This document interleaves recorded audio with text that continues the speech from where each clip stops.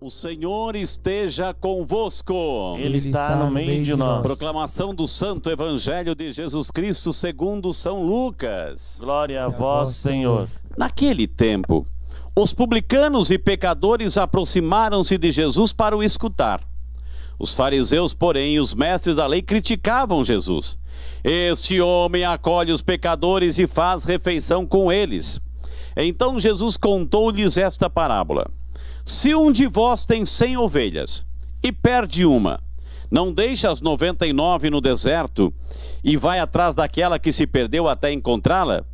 Quando a encontra, coloca nos ombros com alegria e, chegando a casa, reúne os amigos e vizinhos e diz: alegrai-vos comigo, encontrei a minha ovelha que estava perdida. Eu vos digo, assim haverá no céu mais alegria por um só pecador que se converte do que por 99 justos que não precisam de conversão. E se uma mulher tem 10 moedas de prata e perde uma, não acende uma lâmpada, varre a casa e a procura cuidadosamente até encontrá-la? Quando a encontra, reúne as amigas e vizinhas e diz: alegrai-vos comigo, encontrei a moeda que estava perdida. Por isso eu vos digo, haverá alegria entre os anjos de Deus por um só pecador que se converte. E Jesus continuou. Um homem tinha 2 filhos. O filho mais novo disse ao pai: pai, dá-me a parte da herança que me cabe. E o pai dividiu os bens entre eles. Poucos dias depois, o filho mais novo juntou o que era seu e partiu para um lugar distante. E ali esbanjou tudo numa vida desenfreada. Quando tinha gasto tudo o que possuía, houve uma grande fome naquela região e ele começou a passar necessidade. Então foi pedir trabalho a um homem do lugar, que o mandou para o seu campo cuidar dos porcos. O rapaz queria matar a fome com a comida que os porcos comiam, mas nem isso lhe davam. Então caiu em si e disse: quantos empregados do meu pai têm pão com fartura e eu aqui morrendo de fome?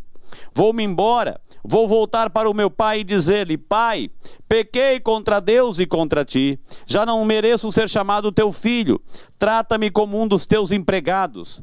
Então ele partiu e voltou para o seu pai.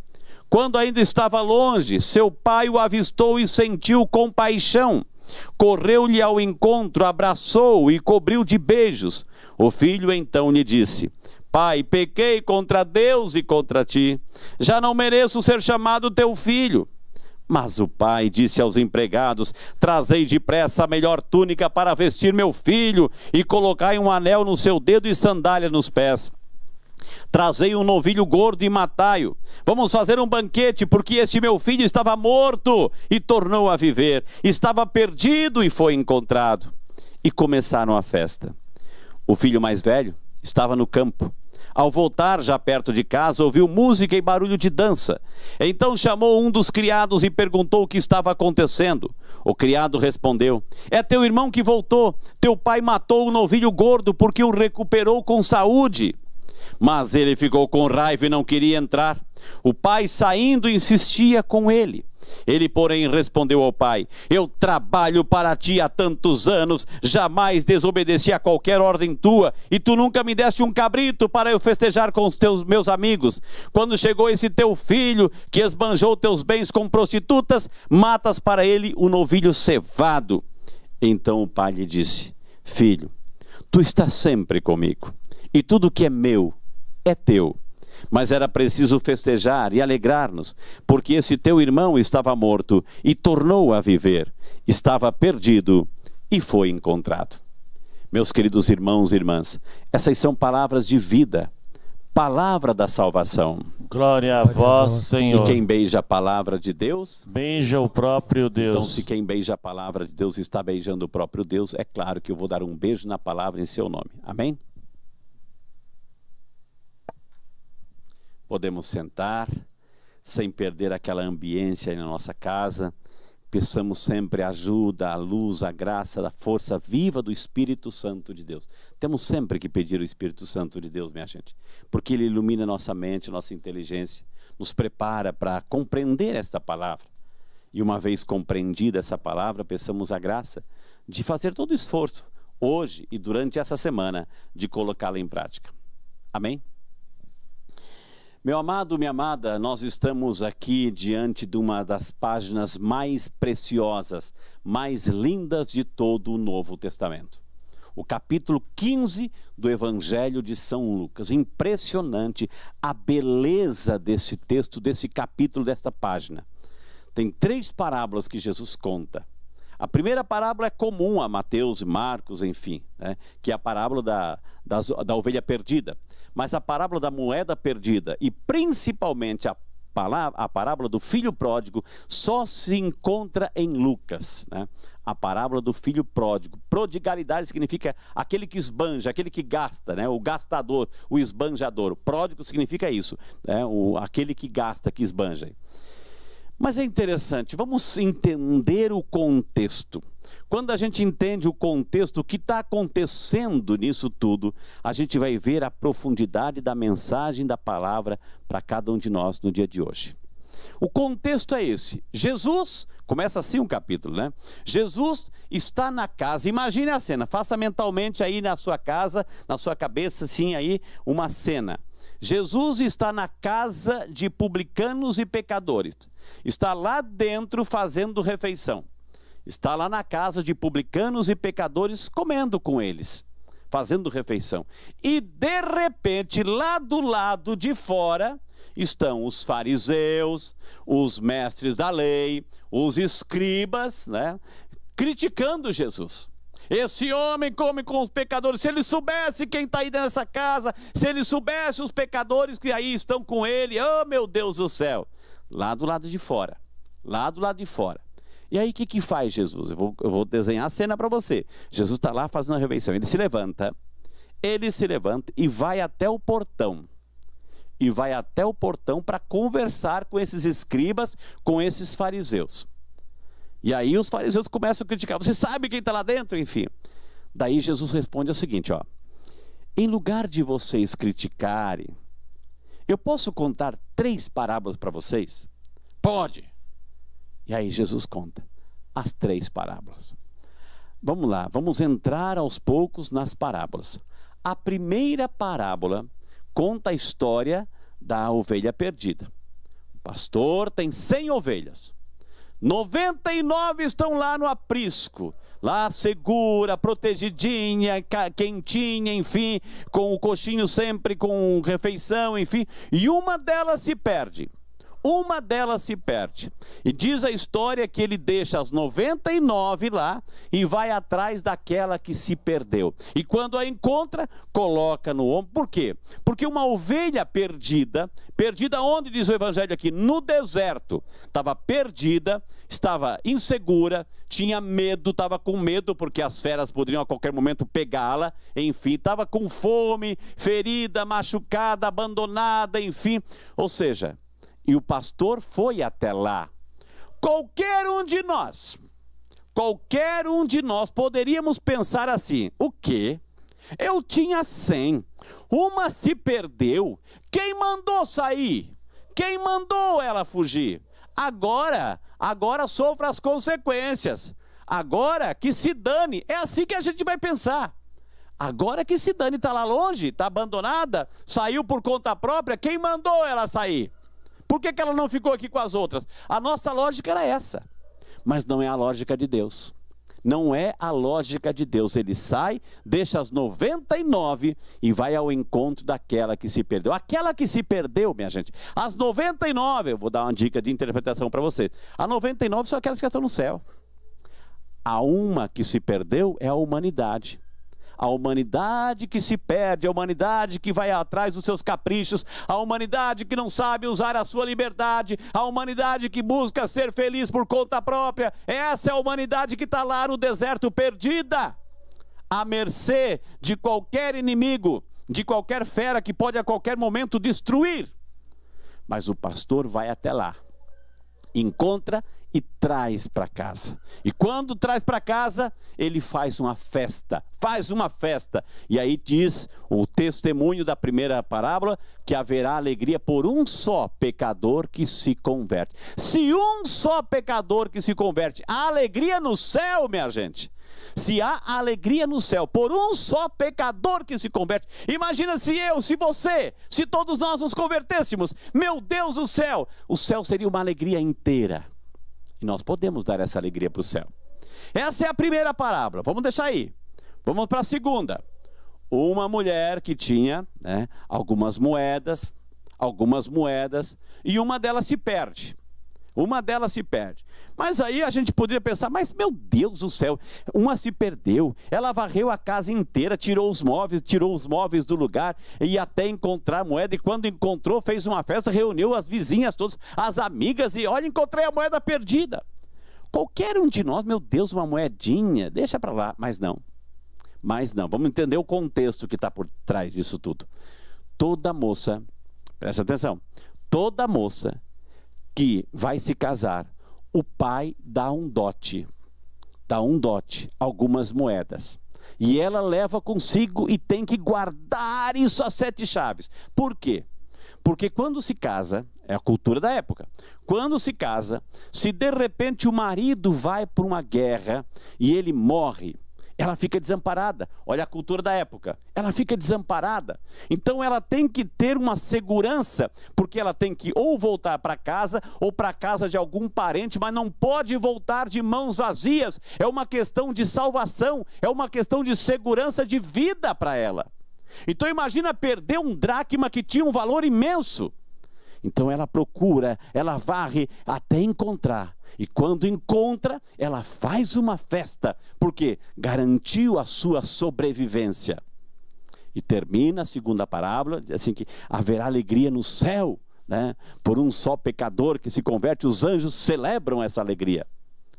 Essa é a segunda parábola. Mas agora se prepare. Vamos para a terceira parábola, que é, como eu disse, uma das páginas mais lindas do Novo Testamento. Todos nós conhecemos a famosa parábola do filho pródigo. Resumindo a história, o pai tinha 2 filhos, o mais novo e o mais velho. E o mais novo chega para o pai e pede a parte da sua herança. E o pai, diz a história, ele reparte para os dois filhos a sua herança. Só que o mais velho fica. O mais novo pega o seu dinheiro e vai. Olha a ovelha perdida. Ele vai, ele esbanja, ele gasta rodeado de amigos enquanto tem dinheiro, né, gente? Enquanto tem dinheiro, vai pagando as rodadas de festa, enfim, balada pra cá, balada, mulheres pra todo lado, enfim. E aí, só que um dinheiro um dia acaba, minha gente. Acaba. Isso tudo acaba. E o que acontece? Acabou para ele também.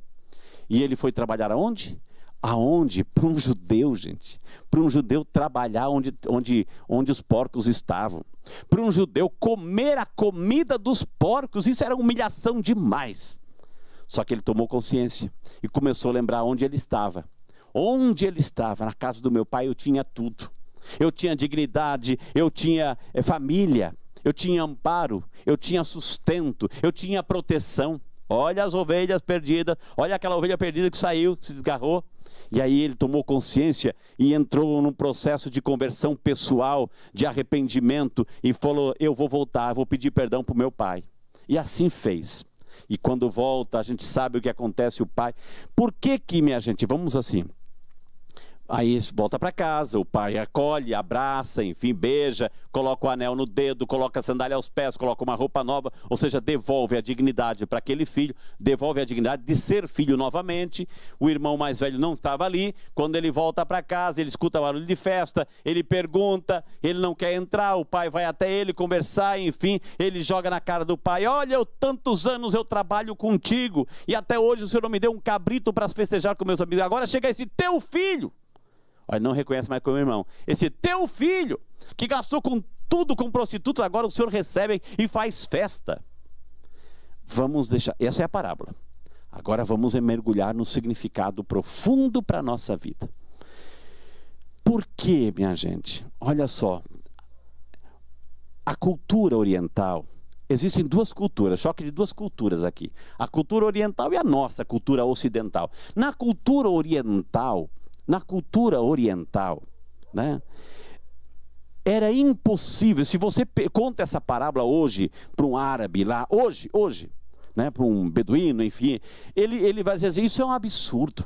Essa parábola é um absurdo, é inacreditável, isso é mentira. Ele chega a dizer que essa parábola não acontece, é mentira. Mas por que é mentira? Por que isso é irreal para vocês? Porque Frei, ele vai dizer assim, ó, Frei, é inadmissível na nossa cultura um filho afrontar o pai desse jeito que esse moço mais novo afrontou o pai. É impossível, porque a autoridade máxima, preste atenção, a autoridade máxima numa família oriental, lá no Oriente, lá no mundo árabe, a figura central da família é a figura do pai. É a figura do pai, principalmente o pai. E depois do pai, preste atenção, na cultura oriental, depois do pai, todo mundo está pensando em casa, é a mãe. Não. É o irmão mais velho. Depois do pai, é o primogênito, o mais velho, a autoridade na casa. Por isso que, se um filho mais novo chegasse, pai, me dá minha herança, o pai teria todo o direito de esbofetear aquele filho até sangrar. Depois do pai, o irmão mais velho ia fazer a mesma coisa. Isso ainda não bastasse, eles iam pegar o pai, ia pegar o filho, colocar na praça pública e todo mundo ia apedrejar aquele filho até a morte. Mas Frei, o que está acontecendo? Essa é a mentalidade da cultura. Por quê? Se um filho chegasse para o pai e pedisse a herança, ia acontecer isso. Por quê? Porque seria inadmissível na cultura deles pedir a herança para um pai que ainda estivesse vivo. Era o mesmo que dizer assim, ó, se eu pedisse a herança para o pai, na cultura deles, era o mesmo que seria ter dito assim, ó, pai, eu quero a minha herança, porque eu quero que o senhor morra. Era desejar a morte do pai, porque não se entrega herança para filho vivo, enquanto o pai está vivo. Não se entrega herança enquanto o pai está vivo. Era uma afronta enorme. E o filho pediu. Olha o que acontece depois. O filho vai, esbanja tudo, né, gasta tudo. Mas olha que interessante, A parábola, a gente não sabe o final dessa parábola. A gente não sabe o final. O final é que o filho volta arrependido, e aí de repente, né, o pai conversa com o filho mais velho, que também recebeu a herança, mas estava lá. O final da parábola não revela se o filho entrou ou não na festa. Não revela se o filho entrou ou não para dentro de casa, para a festa. Aí a gente recorda, onde estava Jesus? Lembre-se, quando eu comecei a minha reflexão, Jesus estava na casa de pecadores e publicanos. Os fariseus estavam lá fora, chamam Jesus, e Jesus vai até o portão. Jesus vai até o portão para conversar com eles. E aí o que acontece? É o que Jesus está dizendo, minha gente. É o que Jesus está dizendo. Vocês, em lugar de criticar, por que vocês não entram? Por que vocês não entram e comecemos juntos o banquete? A primeira parábola, presta atenção agora, eu vou fechando aí, presta atenção, para você entender de vez essa parábola. A primeira parábola conta a história da ovelha perdida.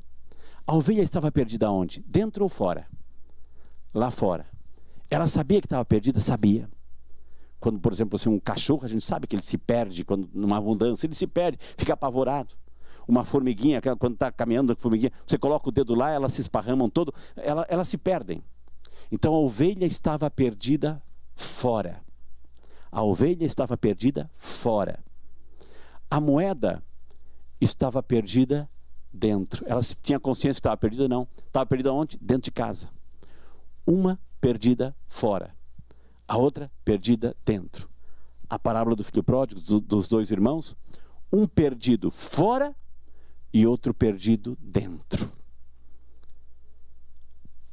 Para você guardar na memória e no coração.